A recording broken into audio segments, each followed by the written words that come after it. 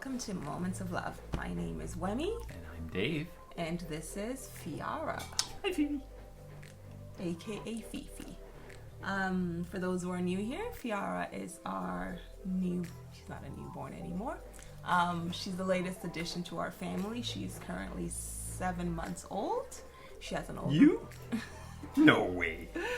She has an older brother, Alaya, who is 6.5. No, he just turned 6. Good lord. He's 6 years old, okay? And today's video, we are going to talk to you guys about what we are doing differently with baby number 2 and give you hopefully some tips, suggestions, and advice that you do not have to take at all if you don't want to, about ways that you can hopefully save money and just make life a little easier, hopefully. Life easier for you, hopefully, with your baby, whether it's your first, second, ninth, whatever child you're on. If you'd like to hear more about our opinions and thoughts, she's bored. Keep watching. No, she's very entertained. She's just loving listening to mommy talk, right? At me. Yeah, no. No way. No. What do you want to start with? What should we start with? Our first topic is diapers.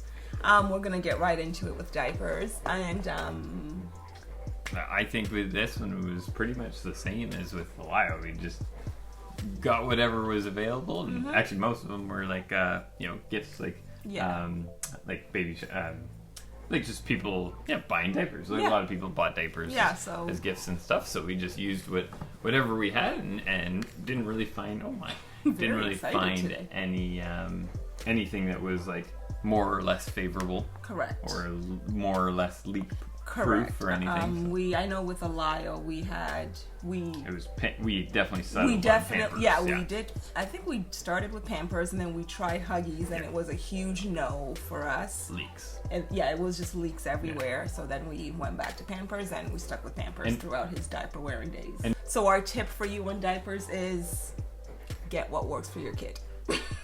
Pretty simple. We only have a sample size of 2, so it's not like we're deep experts. Yes. The one tip that I will give you, if you can, is compare prices with if you are an Amazon Prime user, your Amazon Subscribe and Save for diapers, compare it to your grocery store. We find that with a Subscribe and Save discount, it tends to be usually about the same as when our grocery store puts it on sale.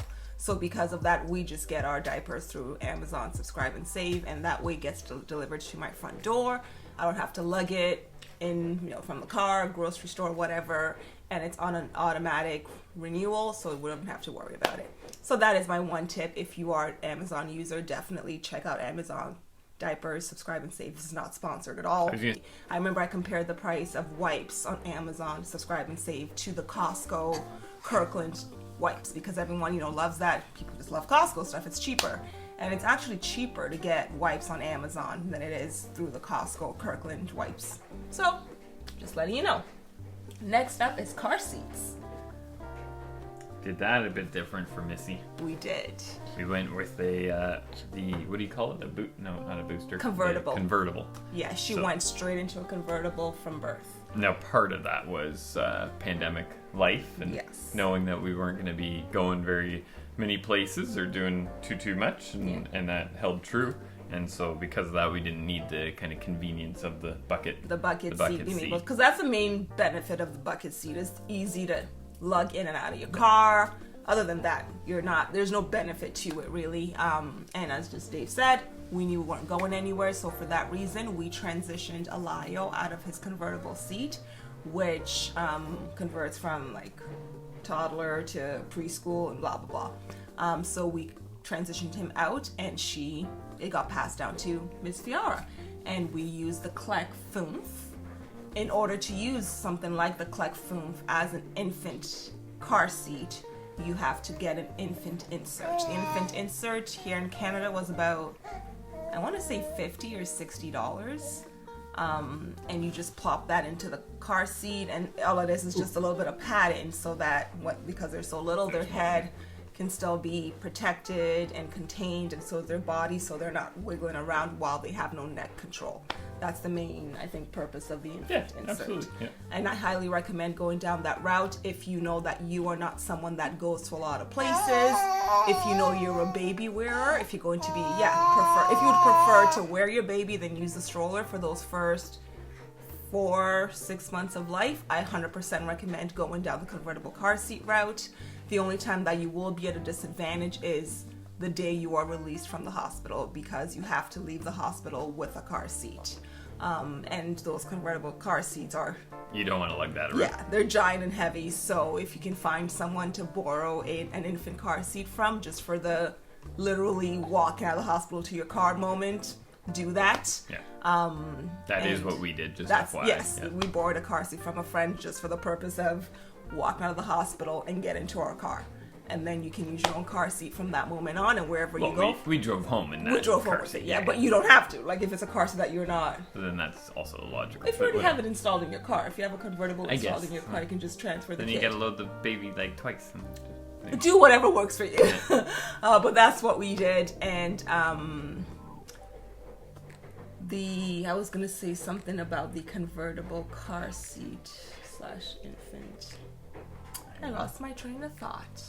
Works out great. Works out great. It's a cheaper option. You get longer use out of it because and that was one of the things we realized with Elias. He was a preemie.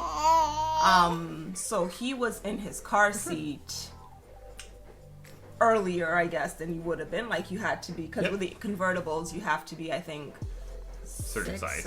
6 pounds or so. Elias was born at 5 pounds. So he might not have been allowed to use. Oh, he definitely wouldn't. He wasn't. Yeah, he was barely allowed to use the bucket seat that we had. He was allowed. We just had to add extra padding. Even within that. So if you do have a smaller baby, that's something to be aware of. There wasn't a problem with Fiara. She came out very robust. And with the infant car seat for Elias, he was out of it by, I think, 8 or 9 months. He had outgrown it essentially. So that was one thing that we thought about when making the decision to not buy an infant car seat. It's a very short-term product, a very expensive item for a very short-term use. So for that reason, we just said, you know what, if we know we're going to be home for most of this infancy period, we might as well just save our coins and go down that route. So that is what we did. And I'll put the link for those items in the description box below as well. All right, and next up, in tandem to that, would be our stroller situation. Most infant car seats these days are sold with a stroller. So because we weren't buying, they tend to bundle it. It's because people usually have to buy both, so they make it cheaper that you can just buy it together and you're good. The bucket seat? The bucket seat, yeah. Cool. Like, they just have bundles. You can buy it separately, but a lot of times they're bundled because people are going to buy both. The more you know. Yes. So because we weren't buying an infant car seat, that all of a sudden made our stroller options just everything under the sun. And we decided to, again, tagging on to the not going anywhere pandemic situation, we decided we didn't really need a full stroller system. Yep. Because, again, we don't need the bucket seat that's going to come with a stroller. And we're not going places where you need the full giant diaper bag and bag for the day and 6 pairs of clothes for everybody. Exactly. We weren't doing that. We knew just based on where we are. Might walk around the block and things like that, right? Right. And for that, you can wear her or just a quick, quick little stroller, but we don't need the full house and the kitchen sink in the stroller. And what that led us to deciding was, you know what, we'll just go straight to the umbrella stroller. Did a lot of research because a lot of umbrella strollers people buy them for their toddlers. So I did a lot of research into that, and I was able to find the Upper Baby G-Lux can be used from, do you remember if it's 4? I thought it was 3 months. No, it definitely wasn't 3. Okay. Definitely wasn't 3. Might be 4 months. And maybe I'm wrong. Maybe it is 3. Dave's better with numbers. I don't know. It could be wrong. But you can essentially use... It's the one that I found you could use the soonest. So and it's really about them being able to have somewhat of head and neck control, right? Exactly, and it reclines. If you do the tummy time, Yeah, you do the tummy time. It really helps with that. Yeah. And it reclines, because reclining is a nicer feature, because they can't really sit up fully at 5 months without losing their cool. Some of them can. Some of them can. Some Not of them ours. are superstars. Not ours. So for that reason, the Upper Baby G-Lux is perfect. It reclines back to allow them to be in a reclined position while they're still learning to control their body. And as I said, you could use it from 3 or 4 months. So we went ahead and decided to go with that for Fiara. And also knowing that we would be doing a lot of baby wearing in her newborn stage, we really knew we wouldn't use it. She was born in September, which means winter's coming. We're not people who really go out and do all the most in winter. It's just not what we do. We're summer, springtime people. So we just knew we would not have use for a stroller in the wintertime. We're not going shopping a lot because, hey, it's a pandemic in these streets. And pre-pandemic, y'all know I'm an online shopper. So where am I really going? So that's something that you should consider, I think, in your purchase decision, is whether you'll be going to a lot of places, whether you will need a full stroller system, or you carrying the kitchen sink and everything with it when you go out. If not, definitely consider going for an umbrella stroller. They're cheaper, similar to the car seat. You get longer use out of them, and they're less bulky. Because as much as I loved we had the Upper Baby Vista, loved that thing. It was a monster. It was a full-on monster. Like, took up my entire trunk space. When you get out, you go places, people know you're there, okay? Because it's massive. Yeah, and I think it comes down to the car seat as well, right? So if you're getting a car seat, then having that just makes a lot more sense. Exactly. Then you need something like that. Yeah, exactly. So, but if you're not using a car seat, it was a double for us. Yeah. Yes. Oh gosh. So definitely something to consider. Saves you a lot of money. You can use the umbrella stroller until they're like 5, until they decide they're done, until they tell you they're done with it. You can use most umbrella strollers as long as you want. Until we decide to stop pushing it. Exactly. So you get a lot more use out of it, a lot more bang for your buck. We'll never stop pushing it for you. Right? She'll start pushing it, is what she'll do. Yeah. Now, Elia was out of his umbrella stroller by like 2.5. And actually, we sold it when he turned 3. And we bought it when he was 18 months. So we did not get a lot of use out of it. He was done. He wanted to walk. There was no need to have it with us. Nothing wrong with I was the one who wanted it because I could put my purse in it when we go out, but I let it go and we never looked back. The next one we got on the list is... Oh, sorry. One last thing to add. I was moving on, but I kind of glanced over to my list here. A con of the umbrella stroller to be aware of is that you don't have a snack tray for the child. You don't have that play bar kind of situation that you're able to get with the bigger stroller systems. So that is something to be aware of. And a way to circumvent that con is you can get something like the toy bar for the Babybjorn. Not necessarily the Babybjorn brand, but they essentially have a lot of toy bars that grip on with a clamp sort of system, a screw-on clamp.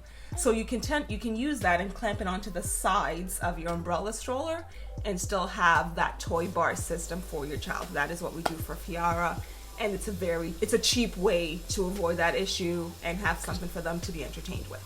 Sorry, go on. I was just gonna say our next one is something that we maintained or reinvested in with Fiara that we had with Elia, and that's the Baby Brezza.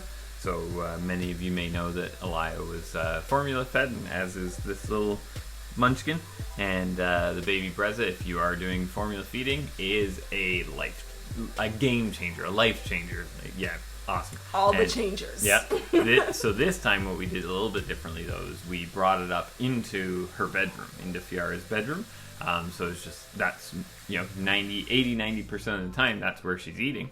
So you have the food ready to go there. You just fill up the bottle. We actually store her bottles, her food, her extra food, the Brezza machine, all in a little cart, and it's got the full system ready to go. Yeah, and it's one of those carts. I think they're called utility carts. They're the 3-tier carts. You see them everywhere. IKEA has them. Michaels has them. Everyone has their own version of those 3-tier carts. That sort of have a not mesh bottom, but it's a steel mesh. Yeah, steel mesh bottom, so that it's kind of things can fall through. and which is not ideal for the top level. It's not ideal, but So we have it's to okay. we put a plastic Oh yeah, we lid. did. That's Yeah. what we did. So her bottles are kept in a bin, Plastic bin. Thanks IKEA, one of their cheap clear bins that come in 100 different sizes. Having the Baby Brezza in the baby's room, wonderful middle of the night feedings. Oh, careful. Middle of the night feedings and things like that are just so much easier.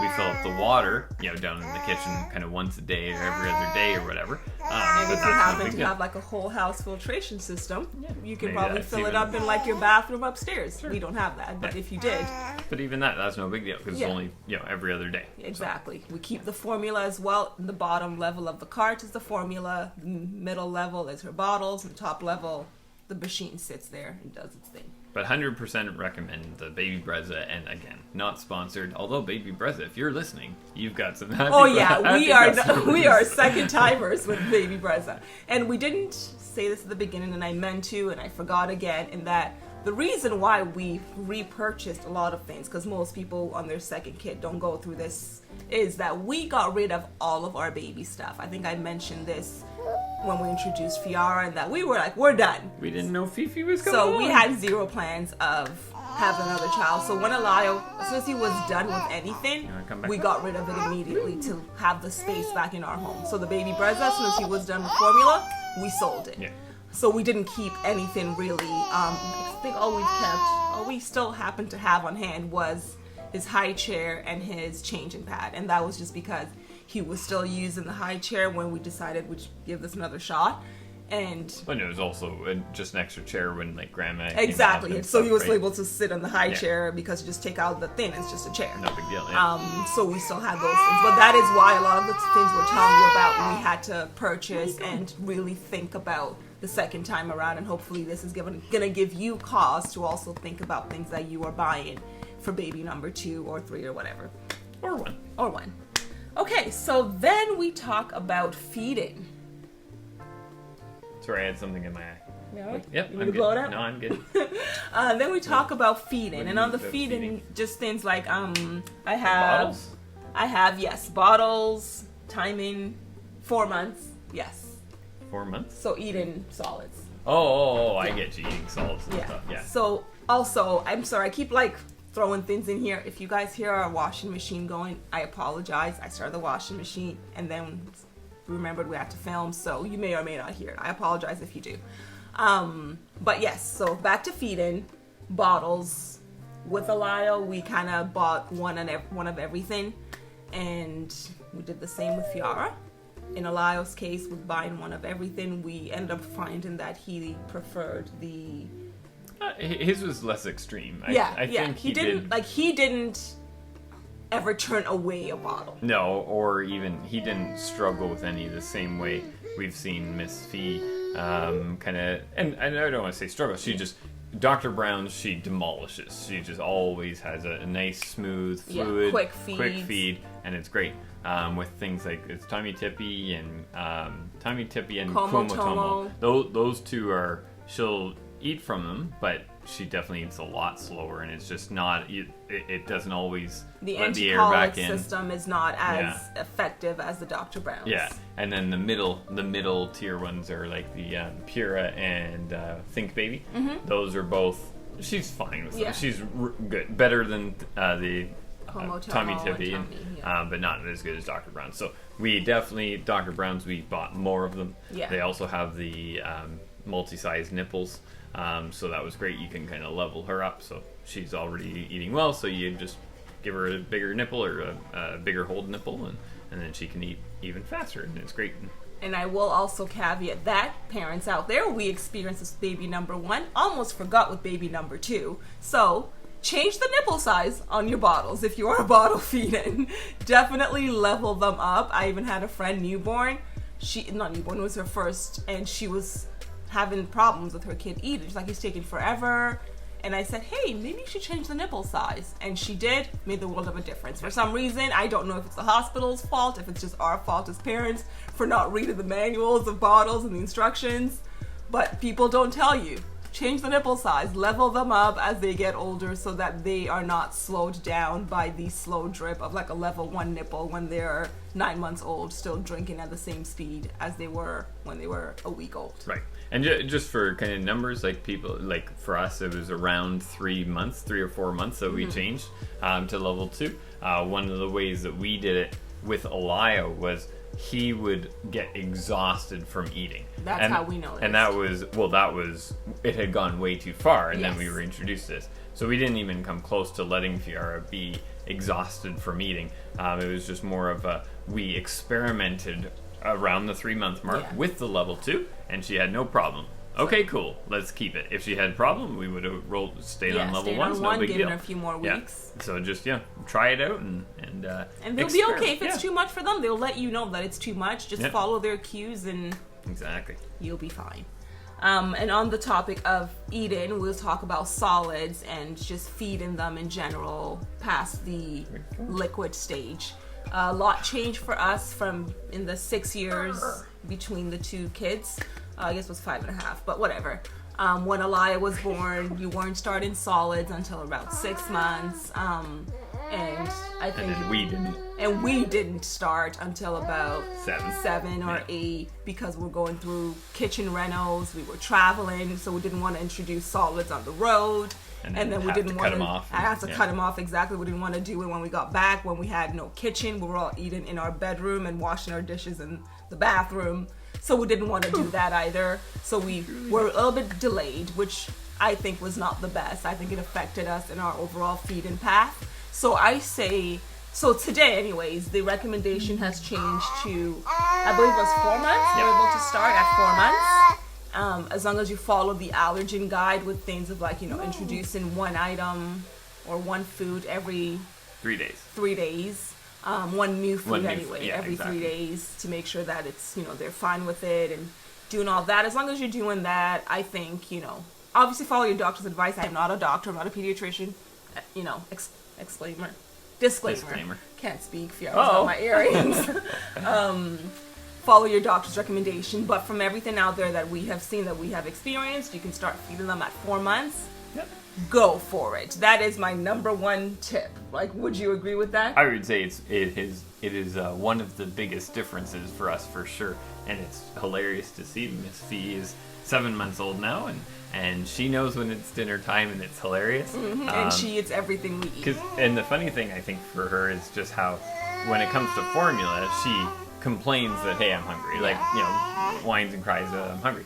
But with dinner, Meals, there's like an expectation, and she'll wait patiently. But she's just like, get me in that chair and watches you in the kitchen and she's when's eagerly that getting waiting into my mouth? And so that's been pretty funny. But yes, no, I think the introduction early and consistent, I think is We almost slipped. I think in the beginning we gave her like peas, and then we just kind of moved on with our life. For I think there was about a week where we weren't prioritizing including her foods in our mealtime. Including food for her, because I think that was the thing is we got into feeding her our foods still pretty early, which is just convenient and help. Like, we want her to eat our foods. That's what our pediatrician also recommends.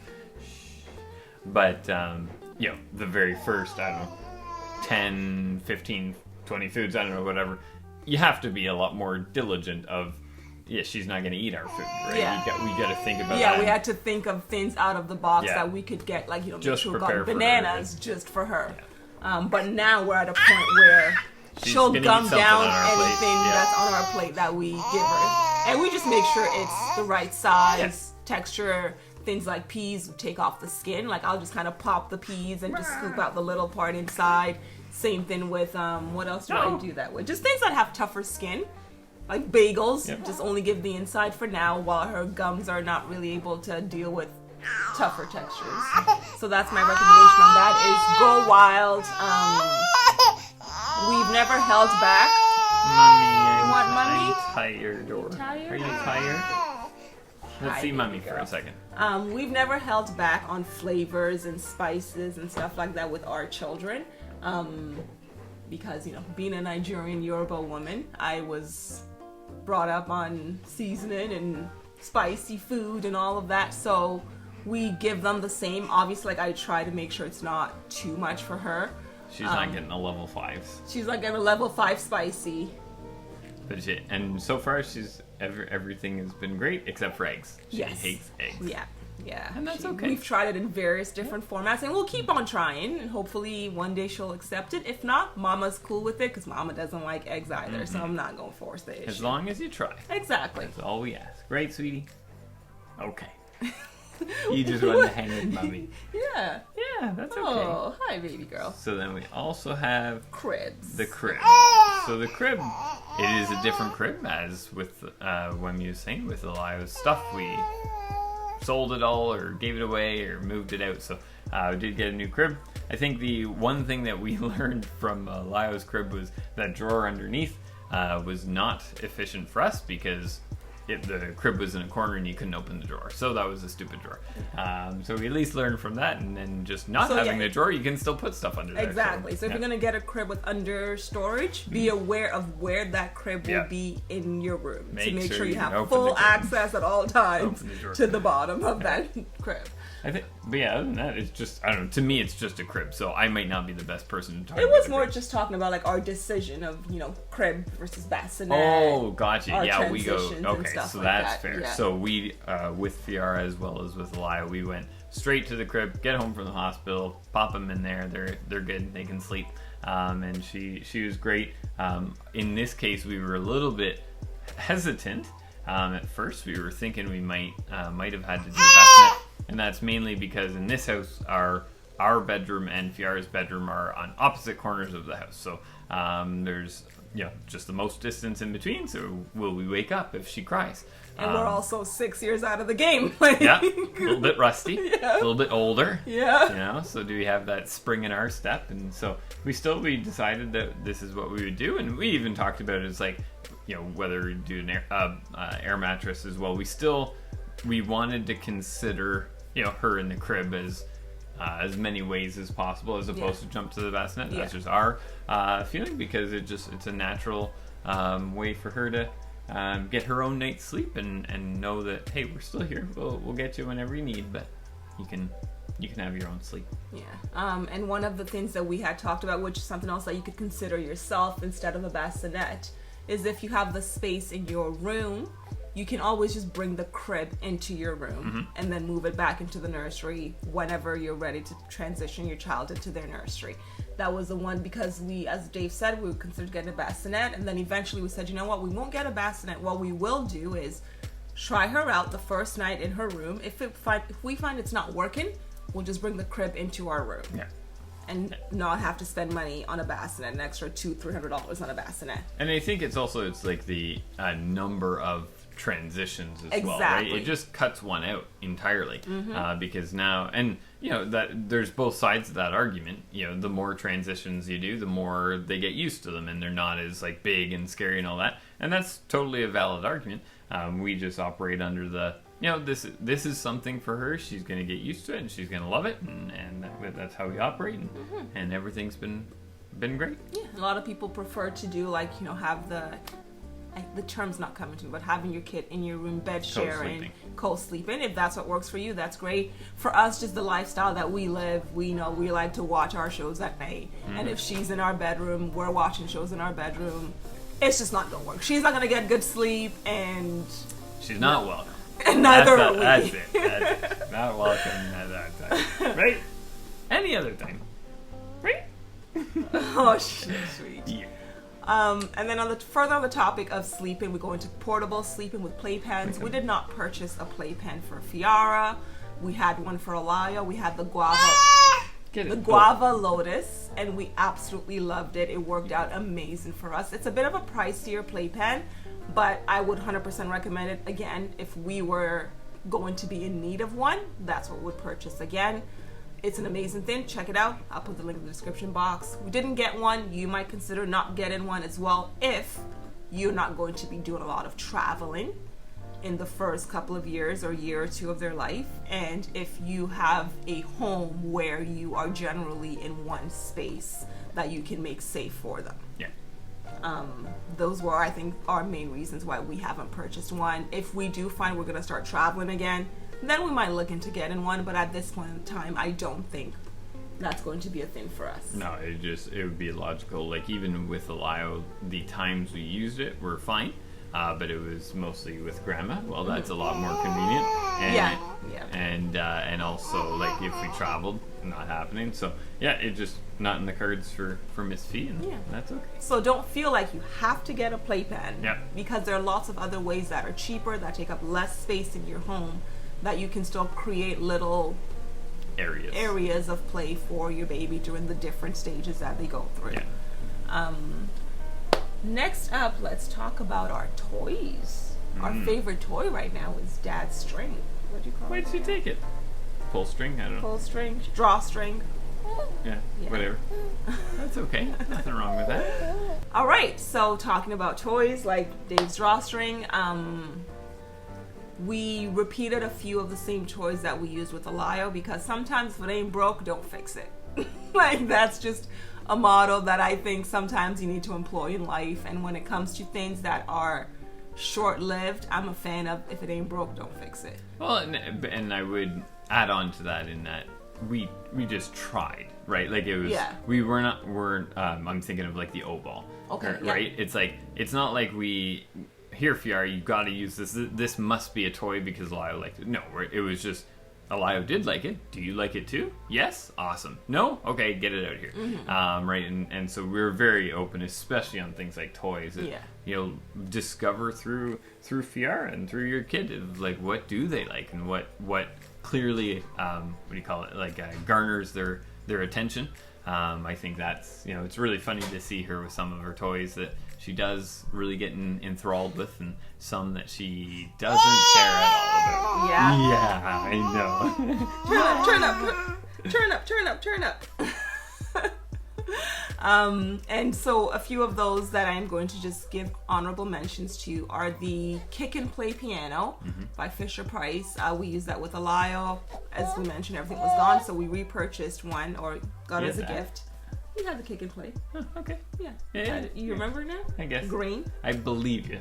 I don't really remember green. It, but I believe it. And he loved it as a baby. She does not love it as much as he did. 100%. It's okay. It's an okay toy. Like, if it's there, sure, she'll interact with it, but she's not as excited. Yeah. He was very excited to play with it, to lay on it, to kick at the little piano. It's not an expensive toy, so I think if you are looking for something that can have a longer lifespan, I would 100% recommend it, because you can use it when there's a newborn, practicing just kicking. You have the little arch over the top. As they get older, you can flip the piano so they can sit and play with it, and then as they get older, you can take it out of the structure and still have a little piano toy. A little keyboard, yeah. Exactly. So it transitions well. 4-in-1 Fisher Price Step and Play piano, I think is what it's called. It's another one that we had with the Lio. We got rid of it, repurchased for Fiara. It is very, very hard to find it retail these days. If not, check out your local Facebook groups. I'm sure you can find someone selling it there.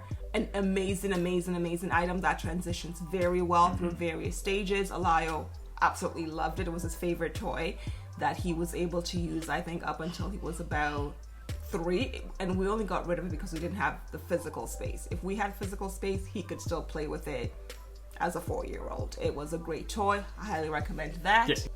Babybjorn bouncer seat. We have that for Fiara. I splurged on it. It's a bit of a splurge. Is it amazing? I'm gonna say no. But it is a good toy. I like that it's washable. It's very lightweight. It's very easy. You're talking about the thing that she bounces in the kitchen? Yeah. Yeah, I wouldn't call it a toy. Like, she sits in it. It's a bouncer. Yeah, but it's still, like, it's not really a toy. It's convenient for us. Yeah.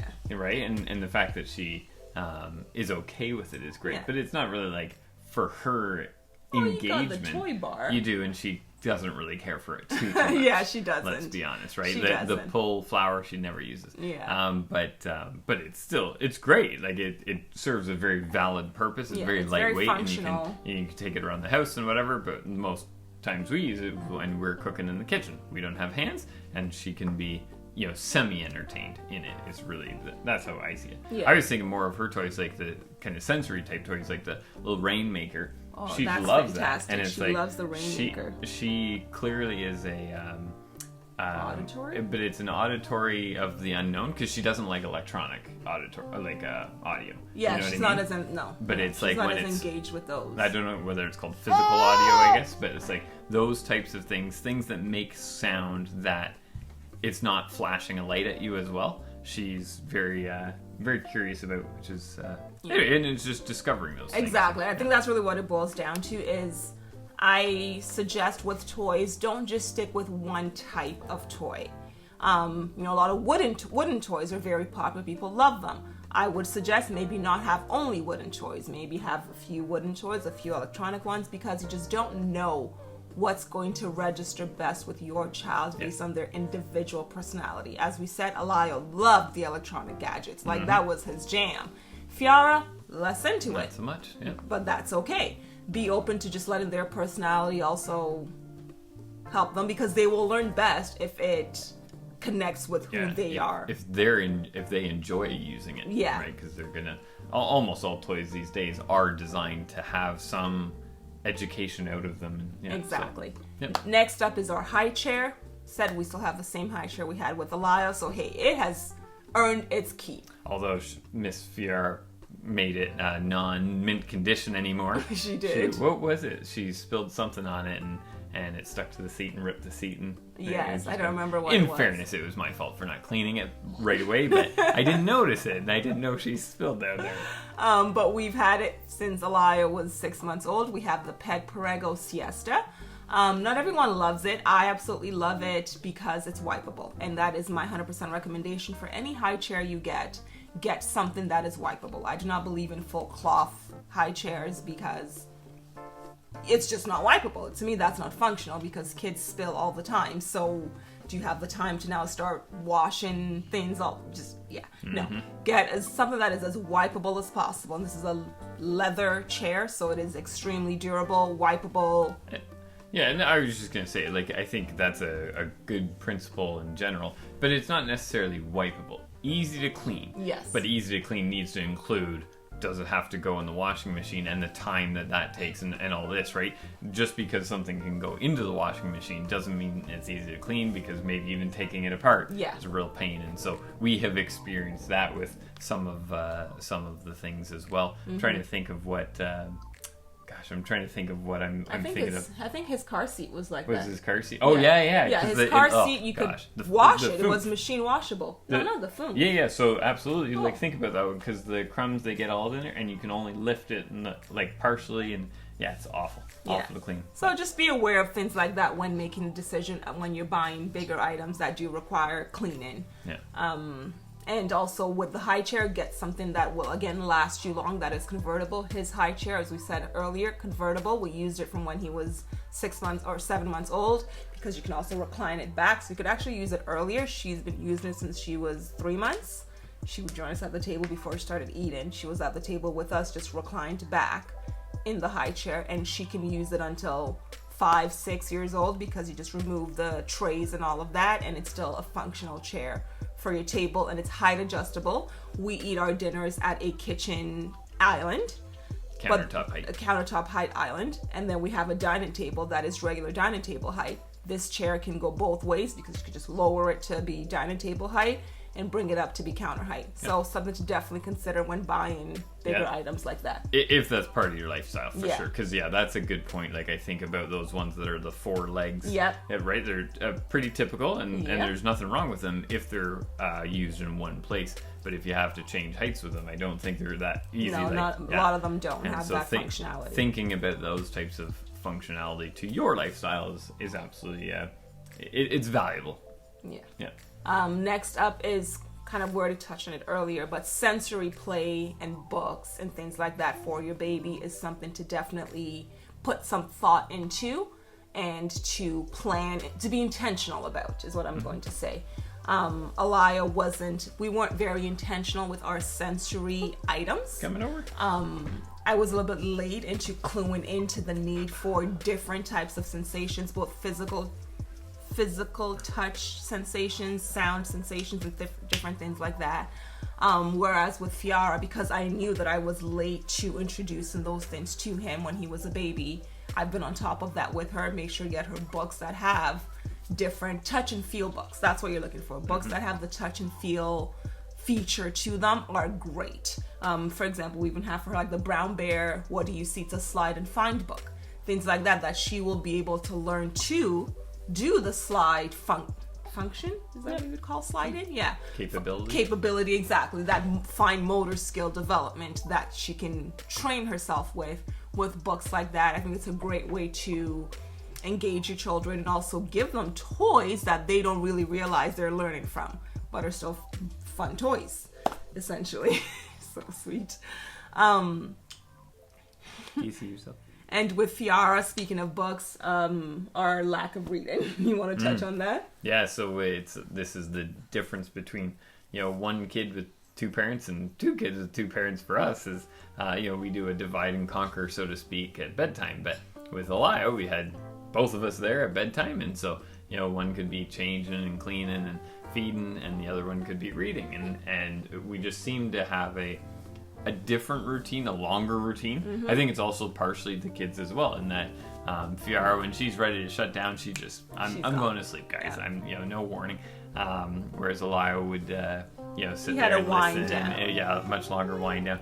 And so because of that, we're finding that we're not finding the same time and same opportunities to read books to Fiara. It was a very simple thing, it seemed like, with Elia. Yeah, it came without effort with Elia, whereas with Fiara we do have to now find opportunities to read to her throughout the day and not just focusing on bedtime reading. Because by then she just falls asleep. Exactly, and reading is fundamental, guys.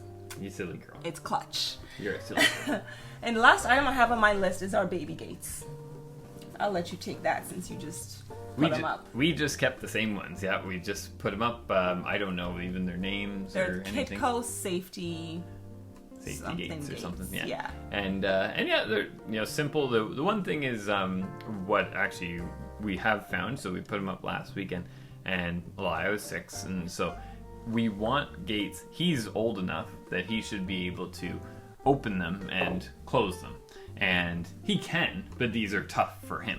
And I think that that's a key, something that I would look for if we were going to go buy new gates now. I wouldn't buy these, and that's because these ones take effort to close. If you have kids, I think you want the gates that don't have effort to close. Like they can be effort to open, but you don't want effort to close. Absolutely, and I agree. And that's the one challenge with these ones. So I wouldn't recommend these in general unless you're only adults of one kid. Then okay, sure, you can open them and they're fine in that sense. But they're definitely not the best gates, and that's without having anything else. Yeah, we don't have anything compared to. They are just regular bar gates. They're not like the screen gates or anything like that, and maybe that would have been easier. Don't know. I think it's mainly the latch system. Yeah, because the latch, you have to, as it closes, you have to pick it up and put it in the hole, and then it'll snap in. But it's like just that act of lifting up as opposed to just swing it closed kind of hard or even not hard. It should just latch into the safety position. Yeah, and I've seen some like that. Oh, ouch. We just don't have it. Yeah. Hey. So that's I think a very fair point, and that's why I let you have that, because I didn't even think about that.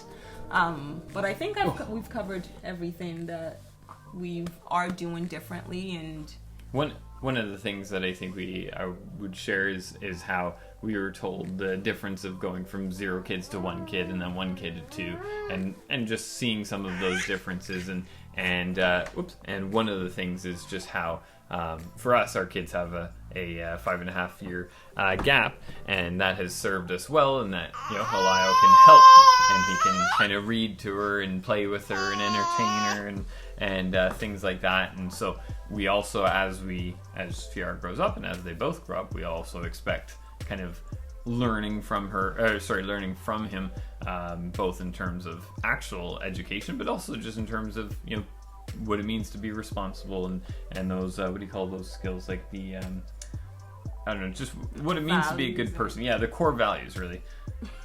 All right.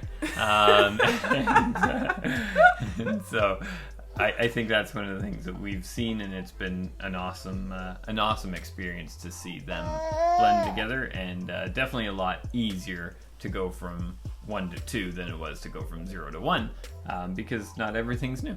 And you sometimes get there's a little bit of muscle memory, I think, also with like parenting. That things that you think, oh no, have I forgotten this? When it's time to do it again, it kicks back in. Yeah, and you also are okay with it'll be fine. It'll be fine if I don't relax, remember, right? Like they bounce. Okay. Yeah. Babies bounce.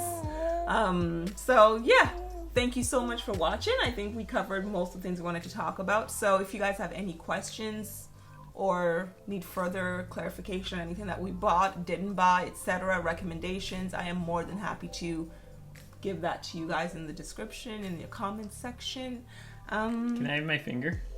Another difference we have noticed in our babies is Fiara loves to put everything and anything in her mouth. Alaya was less experimental with that, so we've had to be very aware of that with this little one here. Oh, one thing I did want to mention is her amber necklace. I'm not sure if we talked about that. I don't think we did. No. We had that with Alaya. We didn't get one until he was around October, so he would have been 6 months. More than 6 months at that point. Well, then it was 18 months. No, it was October. Then it was 6 months. Okay. We got around October for Alaya, and that was when he started like actively teething, not just a regular drool teething, and it worked amazingly for him. It essentially cut the pain and drool almost instantly. Whereas with Fiara, we haven't found the same with her amber necklace, and I'm not sure if it's just because the one we got for Alaya was locally made, I believe, because it was a friend that gave it to us, whereas hers I purchased from a store. So I'm not sure if that's the difference of quality, making, you know. We also started it earlier though, so it was with him. He was drooling so much and kind of, like he had rashes and stuff. Yeah, and so then you put it on, and so you saw the difference. With her, we had kind of not started with it, but early. Gave it to her, and so maybe that's a difference too. Maybe it's doing awesome. And maybe if we took it off right now, it should be a disaster. We don't know. Yeah. But yeah, so that's just one quick last thing I wanted to mention. But I think that ends it. Our baby girl's tired of filming. She's been such a champ. Your headband's falling off. You want to say goodbye to everyone? Thank you for watching and listening to my parents. Yeah.